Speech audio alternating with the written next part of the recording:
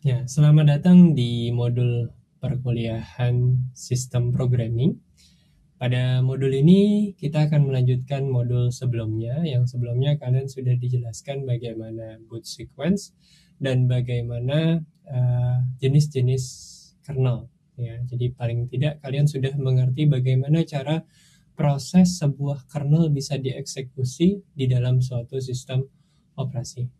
Pada modul ini kita akan coba membahas dan praktek bagaimana suatu kernel itu bisa dilakukan kompilasi. Beberapa alasan kita melakukan kompilasi kernel antara lain agar sistem operasi kita bisa benar-benar match atau sama dengan hardware yang kita miliki.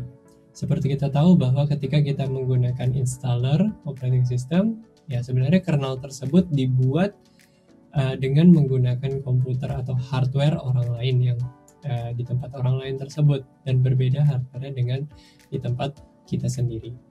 Untuk beberapa device dapat meningkatkan performanya, terutama device-device embedded system. Oke, sekarang saya minta kalian untuk mempersiapkan VirtualBox kalian, ya, dan beberapa konsol di dalamnya. Lalu beberapa petunjuk-petunjuk yang perlu kalian install itu ada di slide.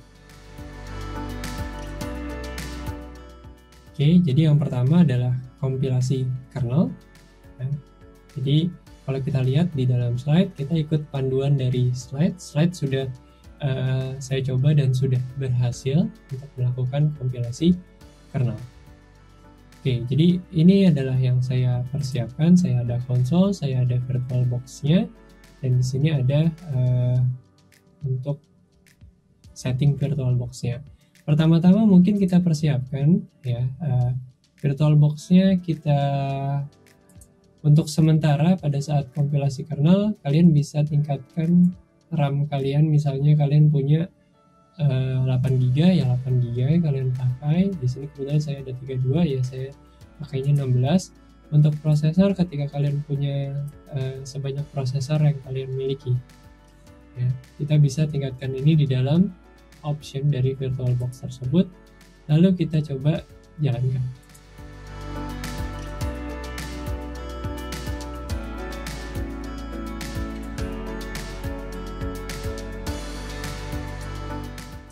Oke, ini saya dulu. Kebetulan yang tempat saya sudah ada kernel yang barunya, jadi bisa memilih kernel yang kita inginkan.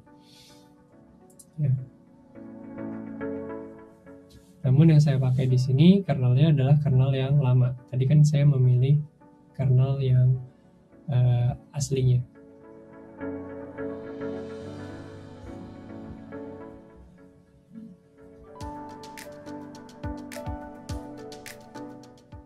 Oke, VirtualBox-nya sudah berjalan. Lalu kita coba login di sini, ya, ke localhost dan portnya 6022. Ya, sini.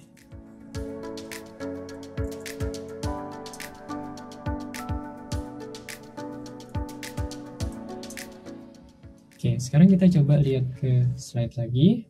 Ya, kita coba lihat ke slide. Nah, kalian coba download dan ekstrak ya ke dalam kernel ini, kernel versi 4.15 ya. Kita akan coba menggunakan cara Debian di sini. Kalian bisa ambil dengan cara wget ya, http kambing.ui.ac.id. Lalu kalian nanti di dalam kalau saya masukkan suatu folder ya, compile. Nah, di sini ada Linux 14.15.1.tar ya. Jadi kalian wget kambing.ui.ac.id Linux, lalu kalian ekstrak, yaitu dengan menggunakan tar. Nanti setelah diekstrak kalian memiliki folder yang berisi source code-nya. Jadi kalau kita lihat di sini Linux 4.15.1 ini adalah source code dari kernel versi 4.15.1. Nah, berikutnya setelah kita sudah memiliki foldernya, lalu kita coba di sini menggunakan konfigurasi yang sudah berjalan di tempat kita, ya. Jadi di sini yang saya lakukan adalah mengcopy, ya, di sini mengcopy dari boot, ya. Terus kita ambil di sini config version yang jalan, ya, atau kita mau lihat dulu di sini di dalam boot sudah ada apa saja, ya. Kalau di tempat saya, mungkin di tempat kalian nanti pada awalnya hanya ada 2 ini, ya, dan ada beberapa init RD, ya, seperti yang sudah dijelaskan, ada namanya init RD atau init RAM FS yang merupakan pendamping dari kernel ketika ingin menggunakan beberapa driver yang dibutuhkan, ya. Di sini standarnya kalian punya config 415, ya, yang 122 dan 123, ya. Jadi kita coba pakai yang 123, ya. Kita coba masuk ke dalam folder saya yang tadi, yaitu ada di home, ya, user, sysproc, dan compile kernel. Lalu kita masuk cd linux. Jadi kita ambil config yang ini, kita copy ke dalam folder ini, ya, cp boot config, ya, 415.123,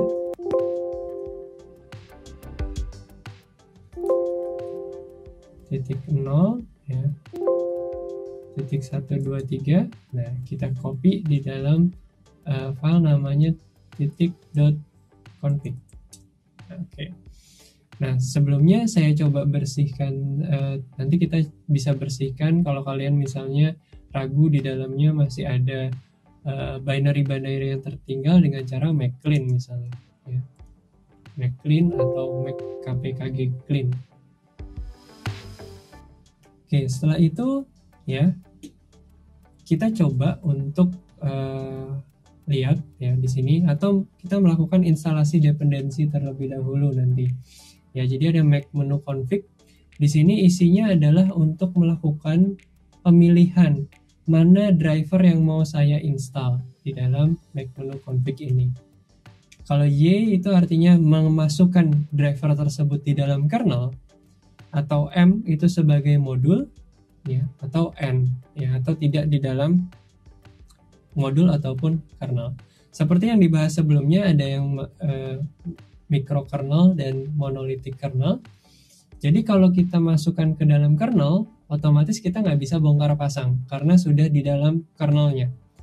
Kalau kita install sebagai modul, kita bisa ins mode, ya, bisa delete mode, ya, bisa kita RM mode atau kita ins mode, bisa kita insert modulnya, bisa kita remove modulnya, ya. Karena sebenarnya driver itu adalah suatu program, dan program itu mengkonsum memori yang ada di dalam komputer. Jadi kalau nggak dipakai, lebih baik bisa kita remove, ya. Itu kalau kita menggunakan multi-purpose komputer. Tapi kalau kita mau mengcompile kernel untuk yang single purpose komputer, otomatis ya kita taruh aja di dalam kernelnya, kita instalasi built-in di dalam kernelnya, ya, dengan pilihan Y di sana. Kita nggak butuh lepas pasang, kita butuh masang terus. Tapi kalau kita multi-purpose komputer dan modul tersebut kira-kira bisa kita lepas atau kita pasang, ya kita pilih sebagai modul, ya. Jadi itu yang bisa dilakukan di dalam menu config, ya. Ada juga yang old config, tapi ini kalian harus akan diberi pilihan device driver ini yes atau no atau modul, device driver ini yes atau no atau modul, gitu, ya. Terus setelah itu kalian bisa lakukan make di sana, ya, untuk menjalankan ini. Dibilang sebagai generic way, ya, generic way atau metode umum. Jadi saya coba beri gambaran dulu, ya, terhadap metode umumnya seperti apa. Ya, jadi kalau kita lihat metode umumnya, ya, diawali dengan yang pertama adalah di sini, ya. Pertama adalah copy dulu boot versionnya, ya, atau config-nya yang sudah berjalan. Kenapa? Karena kita nggak tahu yang sudah berjalan itu seperti apa. best practice yang dilakukan adalah mengcopy config yang di tempat yang sudah berjalan, masukkan ke dalam source code kernel kita. Lalu kita buka menu config-nya. Setelah itu di sini kita pilih kita mau masukin dia ke dalam kernel, kita mau masukin sebagai modul, atau kita tidak mau menginstal sama sekali untuk driver tersebut. Caranya bisa menggunakan menu config yang berupa user interface dengan menu-menu yang kita yes atau no, atau dengan out config. Di sini kita diberi prompt ya, yes, no, atau modul dalam ribuan prompt mungkin. Lalu kita compile dengan make di sini ya, biasanya 1 atau 2 jam tergantung dari kemampuan prosesor kalian. Makanya tadi saya bilang ketika kalian punya prosesor yang cukup besar ya, cobalah prosesornya ditambahin tadi di bagian VirtualBox ya, dan RAM-nya juga kalau bisa ditambahkan. Oke, lalu kalian install modulnya. Jadi setelah make ini kalian menginstal kernelnya, lalu kalian install di sini modulnya ya. Lalu kalian create init RAM fs ya. Kalau dilihat di penjelasan teori sebelumnya, init RAM fs ini apa? Ini adalah pendamping atau penyerta dari si kernel. Ketika ada device driver yang belum bisa dimiliki oleh kernel pada saat booting, init RAM fs ini memiliki device driver tersebut. Ya, beberapa device driver yang krusial. Lalu loadernya harus kalian update ya, group update group. Ya. Oke, sekarang kita coba untuk praktek langsung menggunakan di sini ya. Jadi inilah beberapa package-package yang kalian perlu install terlebih dahulu. Dependensi-dependensi ini berguna untuk si sistem agar bisa memiliki library-library yang dibutuhkan untuk melakukan kompilasi kernel. Oke, kita coba praktekkan ya. Coba di sini kita copy di sini, terus kita jalankan ya. Agar lebih mudah kalian bisa mengetikkan di sini ya, agar lebih mudah kalian bisa mengetikkan sudo su ya, agar sudo su. Jadi kalau sudo su di sini kan kalian sudah sebagai root. Nah, setelah kalian menginstalasi beberapa dependensinya di sini, lalu kalian coba di sini make menu config ya. Dan tahap ini perlu kalian lakukan terlebih dahulu. Ya, make menu config di sini kalian diberikan suatu interface pilihan ya. Pilihan di sini ada general setup ya. Terus di sini misalnya ada, kita coba device driver di sini, terus kita coba misalnya karakter device ya, ada virtual terminal. Apakah virtual terminal ini misalnya ini control rocket port support ya, misalnya saya install sebagai modul atau saya install sebagai kernel. Nah, kalau M itu adalah dalam bentuk modul, kalau ini saya masukkan di dalam kernel. Atau kalau seperti ini ya saya tidak install ya. Itu salah satu contohnya ya. Dan ini adalah beberapa driver-driver yang mungkin kita butuhkan dan mungkin juga kita tidak butuhkan. Misalnya HSDPA Broadcast Wireless Data Card ya. Mau diinstal sebagai modul atau diinstal sebagai driver. Modul bisa dilepas pasang. Kalau driver atau di dalam kernel ya, kita nggak bisa lepas pasang. Kalau kita memang nggak perlu ya nggak perlu kita install di sini ya. Itu salah satu contohnya ya. Nah, yang kita lakukan, kita load dulu config yang udah ada ya. Kita load config yang udah ada di sini. Tadi kan confignya sudah ditaruh di source code kita. Oke, sekarang sudah ada config yang sudah berjalan, yang sudah pernah berjalan di komputer kita, karena saya tadi ngopi dari bootnya ya.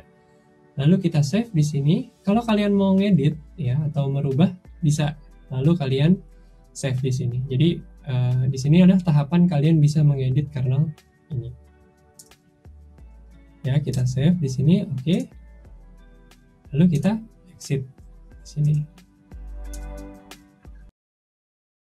Pada video ini Anda sudah diperkenalkan bagaimana cara mempersiapkan sebuah konfigurasi untuk dapat melakukan instalasi kernel.